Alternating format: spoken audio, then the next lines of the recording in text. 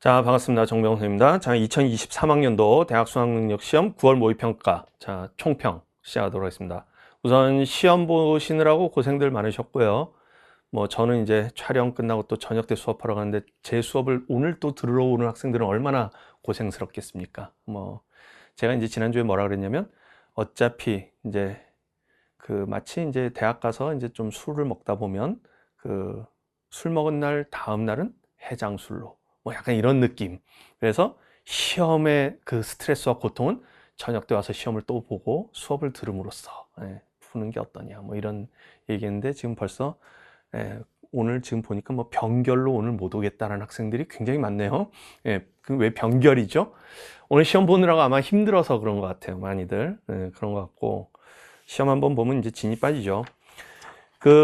이번 9월 모의평가는 제가 봤을 때는 저는 6평보다 어렵다고 느꼈습니다. 6평에 대해서 제가 총평에서 뭐라 그랬냐면 전체적으로 봤을 때 22번 하나를 제외하고는 조금 그 다음에 이제 미적에서 28, 29 요쪽 동네 고기를 조금 제외하고는 전체적으로 앞부분은 오히려 작년 기출들보다 조금 쉽거나 비슷했다. 이런 정도로 제가 얘기를 했는데, 요게 이제 또 좀 논란이 됐잖아요. 학생들 사이에서 뭐라고 그러냐면, 저 인간은 왜 자꾸 쉽다 그러냐.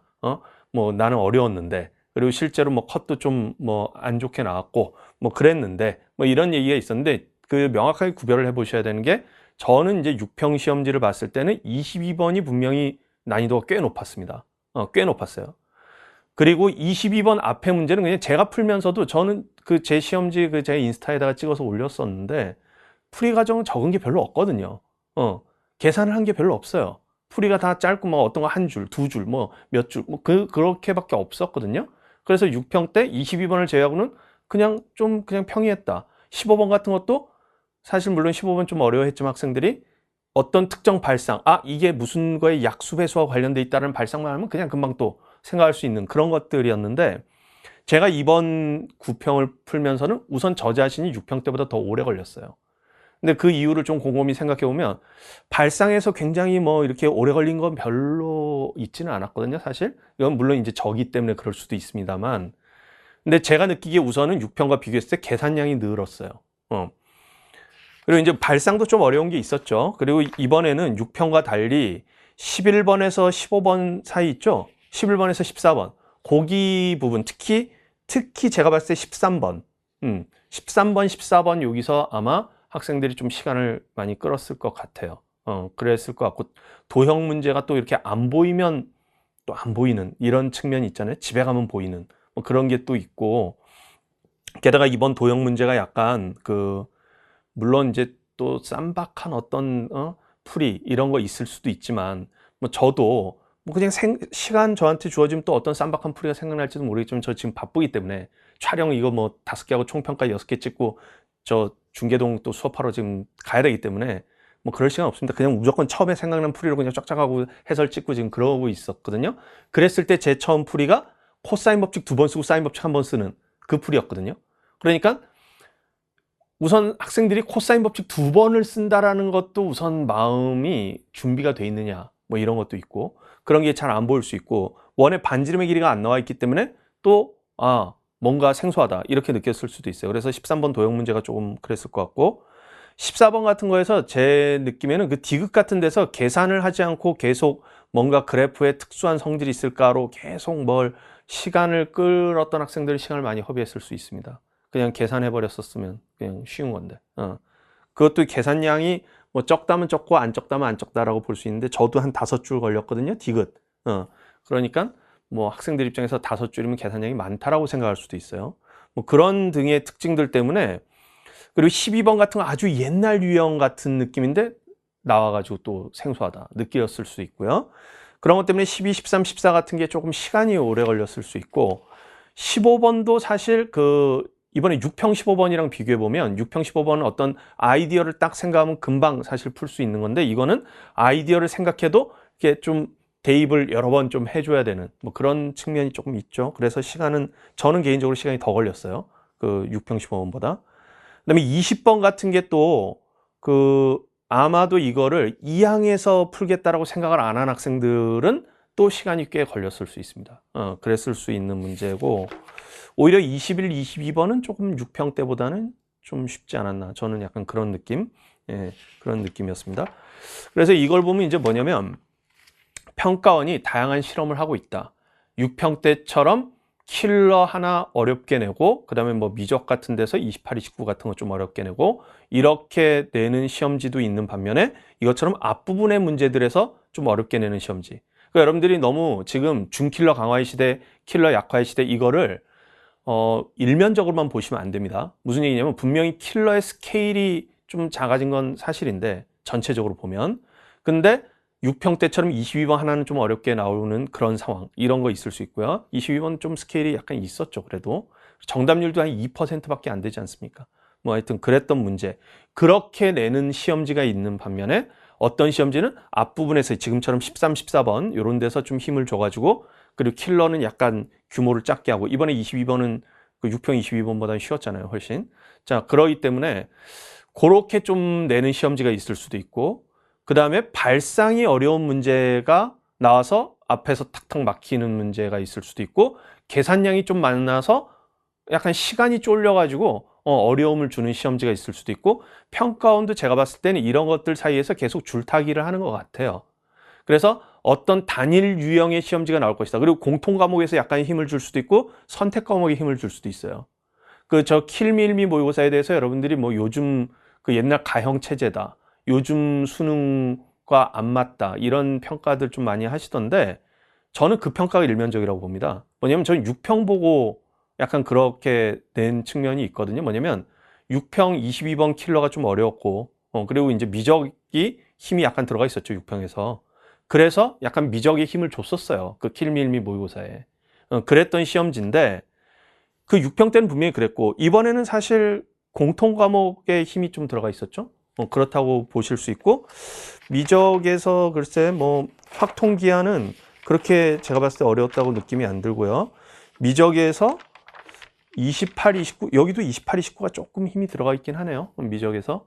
자, 그런 정도긴 한데 6평보다는 조금은 임팩트가 적은 그런 시험지긴 했죠. 그래서 공통 과목, 선택 과목에서도 어느 쪽이 힘을 줄지가, 이 평가원이 약간 계속 저울질을 하는 것 같습니다, 제가 봤을 때는. 무조건 그 만점자 표점을 비슷하게 만들기 위해서 어떻게 한다, 이거 저는 그것 너무 단정적으로 말할 수 없다고 생각해요. 어차피 정치적인 판단입니다, 그것은. 뭐냐면 어떤 누군가에게 욕을 먹을 것인가를 선택하기 나름이에요.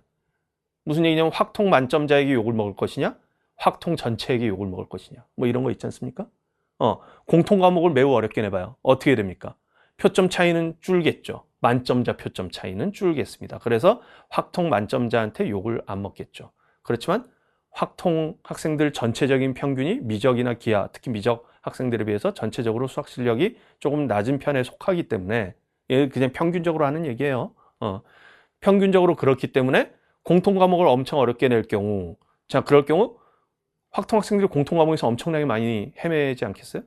그랬을 때 그게 확통 학생 전체적으로 봤을 때 불만을 키울 수도 있죠.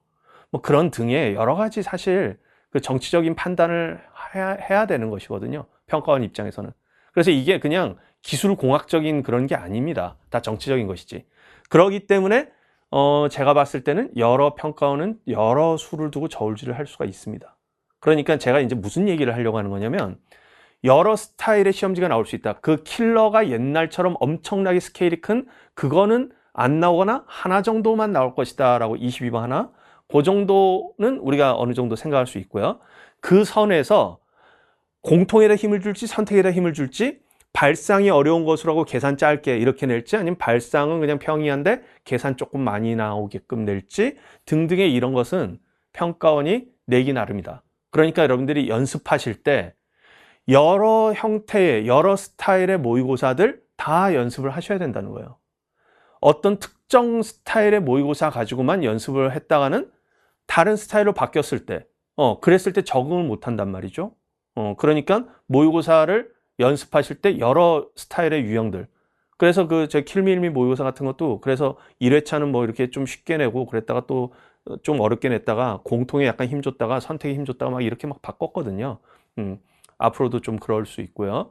자, 그래서 그런 다양한 연습들을 여러분들이 하셔라. 그런 걸 너무 가리지 마라. 이건 당부드리겠고, 그 다음에 지금 결국은 보면 이걸 이제 잘해야 되는 거예요. 뭐냐면 다양한 유형에 대해서 여러분들이 대처법들을 많이 익혀두는 게 좋다는 것입니다. 그러니까 다양한 문제들을 많이 풀어보는 게 좋죠. 엔제, 모의고사 이런 거 많이 푸세요. 그 기출 학습이 어느 정도 꼼꼼히 좀 돼 있는 학생들은 엔제, 모의고사를 중점적으로 많이 푸시고, 특히 이제 9평 지나서는 모의고사를 메인으로 두시고 거기에 엔제 결합, 그 다음에 특히 이제 88에서 92 정도 나오는데 거기서 더 점수 올리려는 학생들은 무조건 엔제를 꼭 하셔야 됩니다. 왜냐면 킬러를 계속 해결을 하셔야 되니까. 그러니까 엔제 병행은 무조건 하셔야 되겠고요. 자, 그리고 이제 기출에서도 일부 기출들은 병행을 하셔야 될 것이에요. 특히 수학2 같은 데는 기출 좀 병행을 해 주셔야 될 수도 있습니다. 자, 그리고 뭐 기출까지도 아직 학습이 뭐 충분히 안 돼 있다. 그런 학생들은 지금도 그냥 기출을 할 수도 있어요. 다만 모의고사를 중심에 놓고 기출을 병행을 하세요. 그냥 기출만 쭉 하면 그냥 다 된다. 이건 아닙니다. 시험 연습을 꼭 하셔야 돼요. 많이. 그래야 되기 때문에 그렇게 공부를 하시는 게 좋겠다. 이런 말씀 드리겠고. 그래서 우선은 좀 다양한 유형들을 많이 접해 봐야 되겠다. 특히 이런 비킬러, 중킬러 쪽에서 유형들이 좀 다양하게 많이 나오지 않습니까? 생소해 보이게끔 만드는 그런 평가원의 노력이 있기 때문에, 자, 그 생소해 보이는 것이 사실 생소한 게 아니거든. 실제로 보면 다 예전에 나왔던 것이고, 또는 수학적 개념에 기초해 보면 그냥 뻔한 것이고, 그런 것들이에요. 그래서 개념의 기초에서 문제를 독해하기, 그 다음에 기출에서 나왔던 것과의 유사성을 읽기, 이런 것을 항상 문제를 많이 풀어보라는 게 그냥 단순 양치기를 얘기하는 게 아닙니다. 많이 접해보면서 그것들을 자꾸 그 개념과 기출의 기초에서 그거를 접목시켜서 자꾸 생각하는 거 있죠. 그걸 많이 하시라는 거야. 그걸 많이 해야 됩니다. 그래서 답을 맞췄더라도 그렇게 바라보기, 이런 것들을 좀 많이 해주셔야 실력이 늘 것이고, 그 다음에 이제 계산에 대해서 좀 연습을 많이 하세요. 지금 보면 계산량이 꽤 있거든요. 한 문제당 계산량이 그렇게 많지는 않아요. 그렇지만 그냥 전체적으로 조금씩 6평보다 계산량이 좀 늘었어요. 그리고 제가 매해 이렇게 경험을 해보잖아요. 원래 6평보다 9평이 계산량이 늘고 9평보다 수능이 계산량이 좀 더 늘고 약간 그런 느낌이 있습니다. 그리고 이제 수능이 약간 문제 유형이 좀 재미없어요. 발상 많이 쓰이는 건 6평에 제일 많아. 보통 보면. 9평으로 가잖아? 좀 발상이 적어요. 그게 수능 특강, 수능 완성 비교해보면 딱 느낌이 와요. 수능 특강에 보면 약간 발상 괜찮은 문제들 좀 있거든? 수능 완성 가보잖아? 문제 재미없습니다. 좀 이런 얘기해서 좀 죄송하지만 저는 그냥 좀 그렇게 느꼈어요. 그냥 문제 단순 독해, 개념에 기초한 독해, 계산. 거의 그런 유형들이 많은데 9평 가면 거의 그렇고 수능 가면 노골적으로 그런 경우들이 많다. 제가 지금까지 경험해본 바는 그렇습니다. 그래서 계산에 대해서 소홀히 하지 마시고 딱 개념에 기초해서 문제 독해하는 거 딱 하시고 그거에 기초해서 식 세팅할 거냐 그림 그릴 것이냐 딱 판단하신 뒤에 또는 그 두 개를 접목시킬 것이냐 판단하신 뒤에 필요한 계산은 그냥 밀고 나간다. 딱 이렇게만 잘 해주셔도 그냥 문제들 크게 막히는 거 없거든요. 그래서 여러분들이 다양한 유형에 대한 개념과 기출에 기초한 해석, 이거와 그 다음에 계산 연습, 자, 이것들 충실하게 좀 해주시면 그러면 수능날 그냥 잘 볼 수 있습니다. 지금 9평 때 뭐 잘 봤든 못 봤든 간에 열심히 노력하시면 잘 볼 수 있고, 수학을 자기가 좀 잘 못한다 그러면 무조건 시간을 많이 들이셔야 돼요. 여러분들 지금 파이널 되면 이제 뭘 자꾸 추구하냐면 효율적 공부를 추구하거든요. 효율적 공부 이전에 시간을 많이 우선 들여야 실력이 늘지. 시간을 적게 들이고 뭔가 실력 늘리고 그러면 제일 좋죠, 물론. 그렇지만 그거를 단계를 건너뛸 수 없습니다. 지금 이제 수학 공부를 많이 이미 해놓은 친구들이야 적은 시간 들여서도 충분히 효율을 발휘할 수 있지만 나는 수학 공부를 많이 안 했다, 그동안. 그래서 점수가 안 나온다. 그런 학생들은 당연히 시간 투자를 많이 하셔야 돼요. 지금 효율적 공부를 따질 때가 아닙니다. 기본적인 그 피지컬을 쌓는 게 안 돼 있기 때문에 그런 것이에요. 그래서 그런 걸 쌓는 거를 마지막까지도 하셔야 된다. 자, 그렇게 당부 드리겠습니다. 자, 뭐 제가 총평 뭐 요 정도 이제 말씀드렸고, 이제 마지막 남은 한 70여 일, 그 정도 동안 여러분들이 이제 공부를 하실 때 수능 전날까지 파이널 스퍼트로 이렇게 올라간다고 생각하고 하세요. 그렇게 하셔야 됩니다.